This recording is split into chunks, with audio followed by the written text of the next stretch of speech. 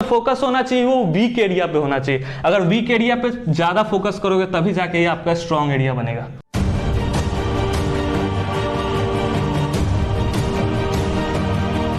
Hey everyone, this is गौरव और आज के इस वीडियो में हम लोग डिस्कस करने वाले हैं class 12th math syllabus in 4 month. देखो 4 मंथ, कईयों को लग रहा होगा ये बहुत कम टाइम है, बहुत को ऐसा भी लग रहा होगा कि ये बहुत ज़्यादा टाइम है, मैं तो 2-3 महीने में ही ख़त्म कर लूँगा। ठीक है, तो इन सारी बातों को आज हम लोग यहाँ पे डिस्कस करेंगे। ठीक है, इस वीडियो में हम लोग देखने वाले हैं कि प्रॉपर स्ट्रैटेजी देखेंगे मैथ्स के लिए। ऐसे कौन से स्ट्रैटेजी है जिसको आप अपने ऊपर अप्लाई करके और इजीली 2 से 3 महीने और 4 महीने के अंदर में आप अपने सिलेबस को खत्म कर सकते हो। ठीक है, तो एक एक करके देखते हैं। सबसे पहले देखेंगे, फर्स्ट पॉइंट है हमारा understand the content and weightage. देखो कंटेंट और वेटेज का बहुत ज्यादा इंपॉर्टेंस है। ठीक है, सिलेबस को जल्दी खत्म करने में कैसे, वो हम लोग नीचे देखेंगे। ठीक है, अभी देखते हैं। सबसे पहले आपको करना क्या है, सबसे पहले करना है कि आप एक सिलेबस का प्रिंट आउट निकाल लो, उसमें अपने वेटेज को देखो। सबसे पहले जैसे यहाँ पे मैं बता रहा हूँ, रिलेशन एंड फंक्शन जो है आपका 8 मार्क्स का है।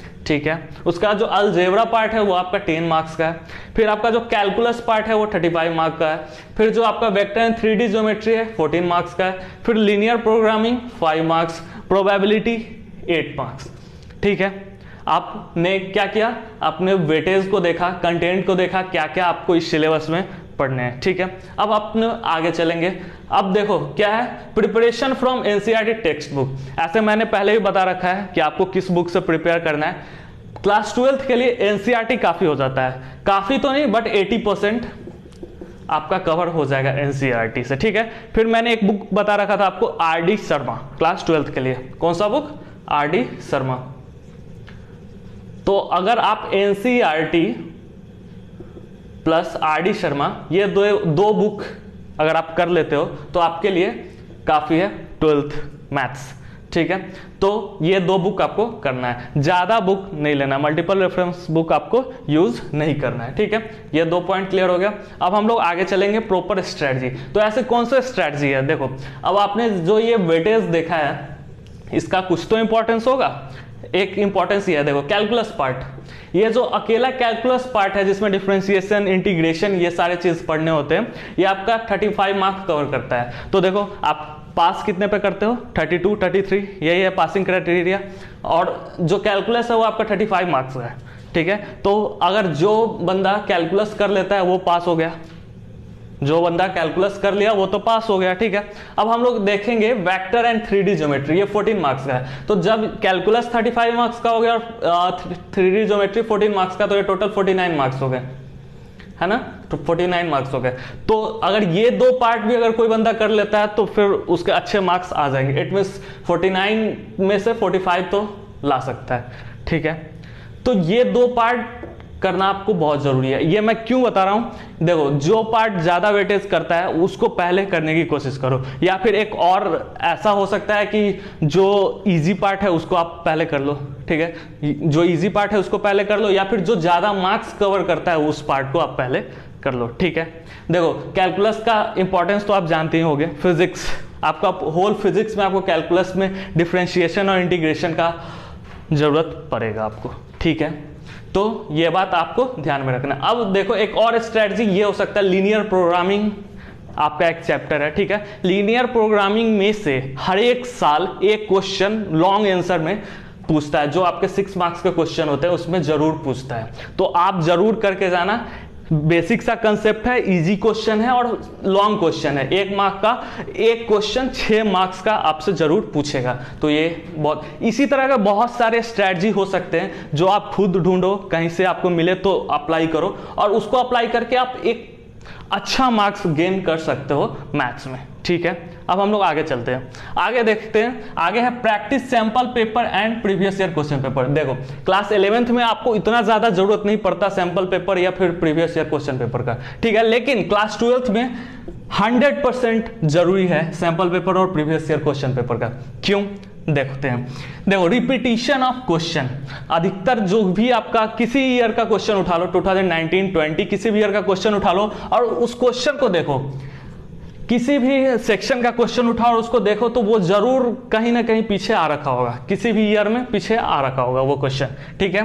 तो रिपीटिशन ऑफ क्वेश्चन ये हमेशा रहता है, 4-5 क्वेश्चन, 5-6 मार्क्स वाले क्वेश्चन रिपीट हुए रहते हैं, ठीक है। तो रिपीटिशन ऑफ क्वेश्चन हमेशा रहता है। तो आपको क्या करना है, लास्ट फ्यू ईयर का क्वेश्चन सॉल्व करना है, कम से कम 5 साल का तो सॉल्व कर ही लेना है, ठीक है। और अगर आप 10 ईयर 15 ईयर कर सकते हो तो आप जरूर करो, ठीक है। देखो क्वेश्चन एक नॉर्मली ऐसे क्वेश्चन दिया हुआ और उसके आगे ईयर लिखा रहता है 2015, 2016, 2017, ठीक है। तो ऐसे वाले जितने भी क्वेश्चंस आपको मिले आप उसको जरूर सॉल्व करो, ठीक है।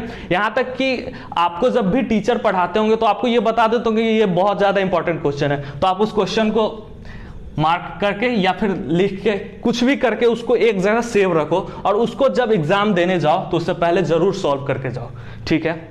उसके बाद देखो सॉल्व एग्जाम्पल मिसलेनियस, खासकर देखो मिसलेनियस में जो लॉन्ग क्वेश्चंस होते हैं आपके एनसीईआरटी के बुक में, खासकर वो क्वेश्चन जरूर पूछे जाते हैं आपके एग्जाम में, तो उस पर ज्यादा फोकस करना है आपको, मिसलेनियस एग्जाम्पल और मिसलेनियस क्वेश्चन पे, ठीक है। फिर आगे चलते हैं, आगे है आपका फॉर्मूला।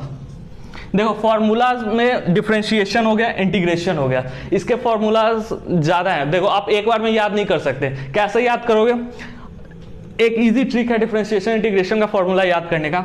आप फॉर्मूला को 2 अलग अलग सीट पे लिख लो, ठीक है, उसको चिपका लो और जब भी आप क्वेश्चन सॉल्व करने जाओ तो उस फॉर्मूला सीट जहां पे आप लिखे हो या फिर चिपकाए हो वहां पे जाके आप मैथ्स का डिफरेंशिएशन या इंटीग्रेशन जिस भी चीज का आपको फॉर्मूला है उस चीज का आप क्वेश्चन वहां पे जाके सॉल्व करो, उसके सामने फॉर्मूला सीट के सामने सॉल्व करो, या फिर फॉर्मूला सीट लेके भी आप सॉल्व कर सकते हो। उससे क्या होगा, क्वेश्चन सॉल्व करने के टर्म में ही आपको ये सारे फॉर्मूलाज याद हो जाएंगे, ठीक है।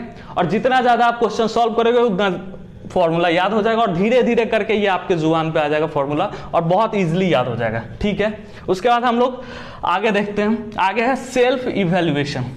देखो एक तो होता है वीक एरिया, एक होता है स्ट्रॉन्ग एरिया। जो आपका स्ट्रॉन्ग एरिया है वो तो एक्चुअली में स्ट्रॉन्ग है ही, उस पर ज्यादा आपको फोकस नहीं करना है। आपको फोकस किस पे करना है, आपका जो फोकस होना चाहिए वो वीक एरिया पे होना चाहिए। अगर वीक एरिया पे ज्यादा फोकस करोगे तभी जाके ये आपका स्ट्रॉन्ग एरिया बनेगा, ठीक है। तो इस बात को आपको ध्यान रखना है। अब आपका काम ये है कि आप अपने वीक एरिया को ढूंढो, आपसे क्वेश्चन सॉल्व नहीं हो पा रहा, क्या कारण है जिससे आपका क्वेश्चन नहीं सॉल्व हो रहा, ठीक है। कुछ समझ में नहीं आ रहा, क्या कारण है जिससे आपको वो समझ नहीं आ रहा, किसी टीचर से प्रॉब्लम है, टीचर को चेंज करो, कोई भी प्रॉब्लम है आपको उस पर फोकस करना है, उसको दूर करने का कोशिश करना है, तभी जाके वो आपका स्ट्रॉन्ग एरिया बन पाएगा। तो ये सारे स्ट्रैटेजी हैं।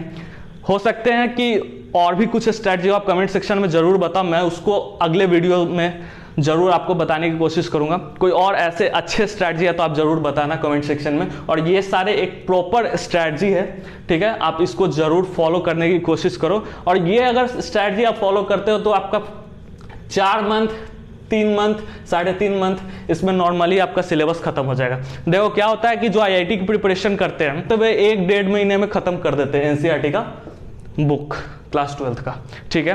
तो आपको उस तरह से प्रिपरेशन करना है कि अगर आप आईआईटी की प्रिपरेशन कर रहे हो कोई बात नहीं कर रहे हो फिर भी कोई बात नहीं, आप इसको 3 से 4 महीने में इजिली खत्म कर सकते हो अपने सिलेबस को, क्लास 12th के सिलेबस को। और फिर उसके बाद क्या, फिर उसके बाद आप रिवीजन करो, ठीक है, रिवीजन करो, जितने बार रिवीजन हो सके, क्वेश्चन पेपर सॉल्व करो, ठीक है। तो आई होप आपको वीडियो अच्छा लगा होगा, लाइक करो, सब्सक्राइब करो, दोस्तों में वीडियो को शेयर करो।